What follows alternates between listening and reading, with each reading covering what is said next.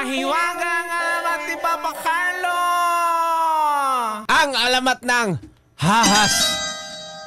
Alamat ng hahas. Kapampangan ako eh. Hahas. Pag sa Manila, ahas. Ahas yan.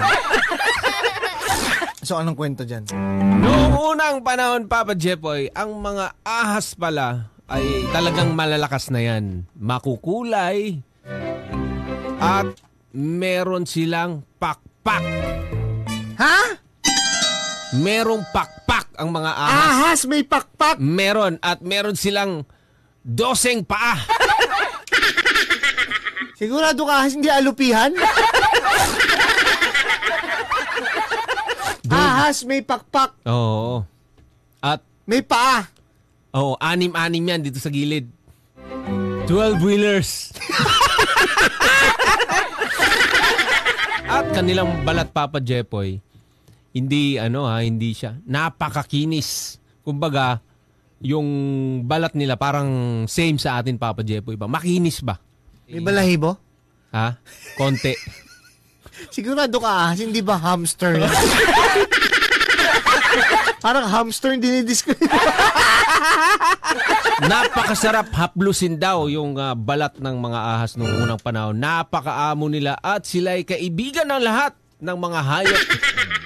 Napakalamyos ng kanilang tawag nito, tinig. Napakalamyos ng kanilang tinig, Papa Jepoy, na tila musikang tinig na daig pa ang huni ng anumang ibon. Ang tunog nila. Ha? Hindi ganyan pa yung nila, tunog. Sumisipol yung ahas?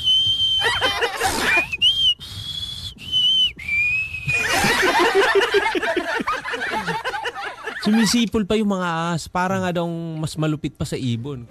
At pala kaibigan pa. Hindi tulad ngayong panahon na to, yung ahas talagang traidor, nangangagat, at talagang iniiwasan. Pag nakakita tayo, talagang natatakot tayo. Ang ahas ang pinakapaboritong hayop ng diwata sa kagubatan. Paborito pala siya ng diwata dahil nga maamo, mabait. Napaka masunurin nila at matapat, Papa Jepoy. Tuwang-tuwa ang diwata sa magandang musika na hatid ng mga ahas. Meron pa siya daladalang musika itong ahas, Papa Jepoy. Gigitara. Nagigitara siya. At ang paborito niyang tinutugtog ay gitara? Gitara yung instrument ng ahas. Anong tinutugtog niya? At ang paborito niyang tugtugin ay ang Piano in the Dark.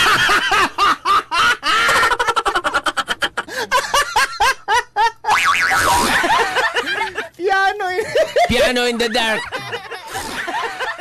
Version ni Gigi Delana. So, paborito siya ng diwata. Kaya kinaiingitan siya ng ibang mga hayop, Papa Jepoy, dahil sa pagiging malapit niya sa diwata. Mabuti ba ang mga ahas? Nakakapagpalabas, masok sila sa kaharian ng diwata. Alam na alam nila ang bawat sulok dito. Yan yung wika ng mga ibang hayop na Sino nagrereklamo? Ha? Sino nagrereklamo? Hindi siya makapasok. Marami. Kinaingitan talaga. Leon, tigre, mga ibon, buwitre, ardilya. Nandun yung ardilya. Katangi-tanging yung ahas lang ang nakakapasok doon. Kasama ng diwata. Oo. Dahil paborito siya ng diwata. Oo. Itong diwata na pala ito ay meron siyang pinaka-iingatan na kahon. Pinaka-iingatan na kahon? Ang mahiwagang kahon.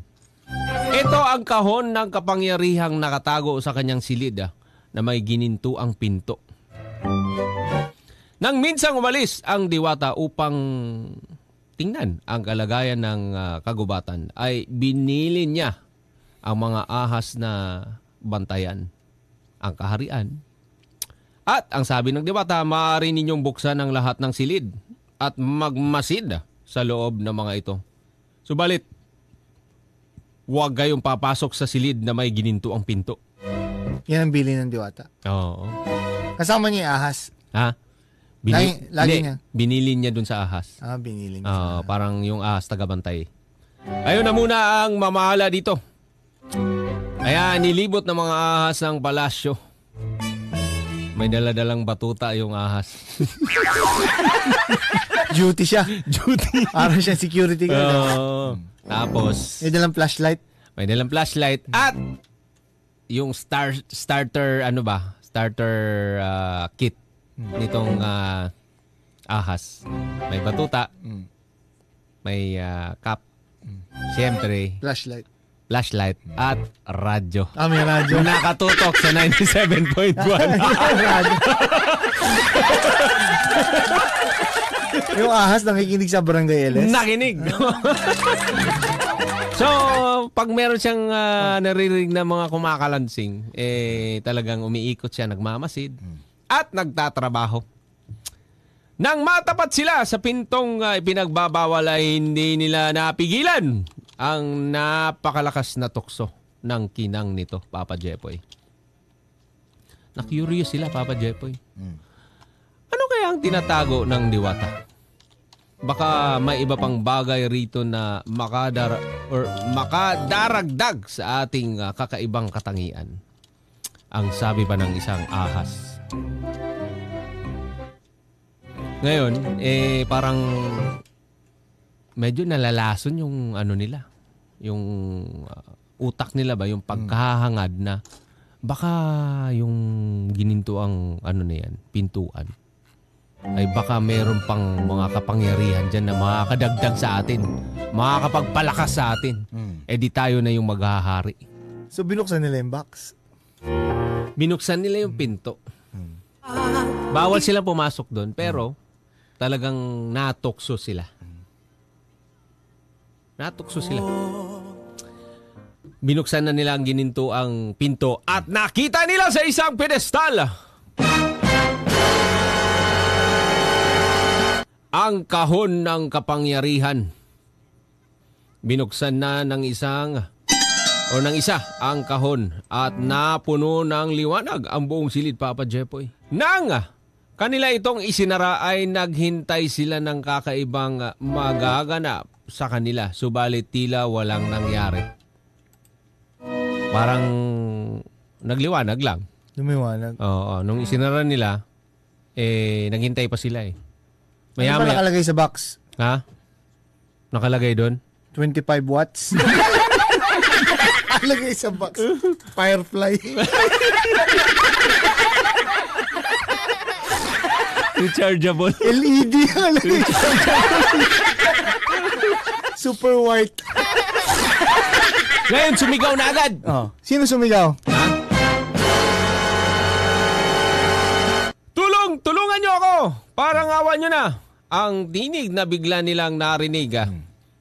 At mabilis silang lumipad upang sumaklolo. Nakita nilang isang unggoy na may palaso sa dibdib. Nang haplusin ng isang ahas ang sugat dito, ay agad nitong gumaling. Namangha sila sa bagong kapangyarihan. Ng ahas? Ng ahas. Ibig sabihin, nakakapagpagaling yung ahas? Oo. At nabalitaan nga ng buong karihan at kagubatan ang pangyayari. Kaya dumagsa sa kanila ang mga sugatang hayop. Oo. Nagalak sila sa kanilang bagong kakayahan. Hindi pa lumulubog ang araw ay marami na ang humahanga at halos sumamba sa mga ahas sa husay nila sa paggagamot, Papa Jepoy. Ibig sabihin, pinuntahan na ng mga tao. Pinuntahan na. Mga hayop. Oo. Ngunit, dahil pumutok ang balita. Oo. Talagang grabe, Papa Jepoy. Ang problema, Papa Jepoy. Anong problema? Nag-usap-usap yung dalawang ahas.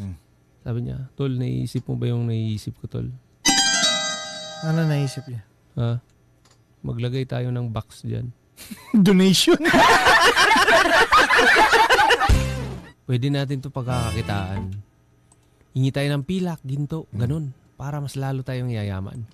Ngayon, nalaman ng diwata. Galit na galit ang diwata. Nang matuklasan ang pangyayari. Alam niyang nabuksan ang kahon ng kanyang kapangyarihan. Galit yung diwata. Nagalit. Pinatawag yung BIR. Sabi, papatax mapping ko kayo. Wala kayong business permit. Wala kayong ITR. Wala. Hindi nagbabayad ng tax. Wala kayong OR. Magkano kinikita nyo dyan? Sabi. Pina-tax mapping yung dalawang ahas. Nagalit na yung diwata. Sinuway nila ang aking maigpit na utos. Mga lapas tangan! Hanapin at iharap sila sa akin sa lalong madaling na panahon or sa lalong madaling panahon. At ang galit na utos ng diwata. Nalaman ng mga ahas ang utos ng diwata. Kaya nagtago na sila agad, Papa Jepoy. Nung una'y hindi mahuli-huli ang mga inutusang hayop. Hindi nila mahuli-huli yung mga inutusan nila. Medyo mailap. Kapag nakaramdam kasi ang mga ito na dumarating ang mga dadakip sa kanila, mabilis silang tumatakbo, lumilipad. Nakakalipad Oo, papalayo. Oo. Dumating ang araw na sila'y nakatulog ng mahimbing, Papa Jepoy, dahil sa matinding pagod. Sino nakatulog? Yung ahas? Yung diwata. Dito na sila natagpuan at nadakip, Papa Jepoy. Nahuli sila. Sabi ng diwata, mga traidor! Labastangan kayo! Pinag-uutos ko sa inyo. Pinagkatiwala ko sa inyo ang kwartong ginintuan. Ang kahon ng kapangyarihan. Pero anong ginawa ninyo? Binuksan ninyo. Mga traidor kayo. Ngayon, gagapang kayo sa hirap at kamumuhian kayo ng lahat ng nilalang. Ako pa rin ang pinakamakapangyarihan sa buong kaharian. Ang inyong kakayahang magpagaling ay mapapalitan ng lasong nakakamatay. Binaligtad lahat. Binaligtad lahat. Pinagapang, imbis na makapagpagaling, nakakamatay. Oo, nakakalason. Mawawala ang maganda ninyong tinig. Kaya, ang sabi ng mga nung una kumakanta yun, maganda yung huni nila. Mas maganda pa yung huni nila sa ibon. Ngayon, wala na halos. Oo, sit-sit na lang. Oo, mga ganun lang. Mawala ang maganda ninyong tinig. At ituturing kayong kaaway ng lahat.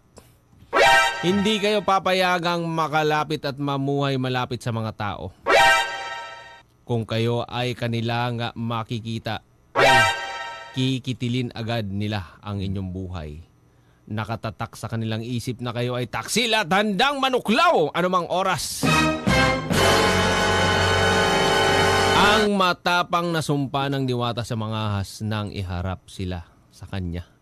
Yun yung sinabi ng sinumpa sila. At nawala na rin yung mga malalaki nilang pakpak, Papa Jepoy. Wala ng paa. Nawala ng paa at nilagyan pa ng pangil. Forever na silang gagapang. Oo, forever na silang gagapang. At yung makinis nilang balat, pinalitan. Oo, at pagkatapos nun, pagbigkas nung diwata. Anong sabi ng diwata? Paano bigkas? Ang na! Sulapuhin, kumaskidot. Moko!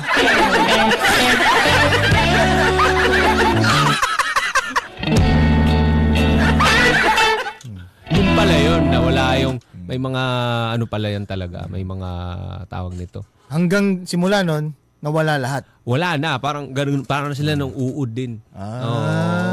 Wala na silang pakpak, wala nang paa, at nakakalason pa sila. Kaya nakita ng unggoy. Ha? Nakita ng unggoy? Oo, sabi, aha! Dalawa sila. Ahas!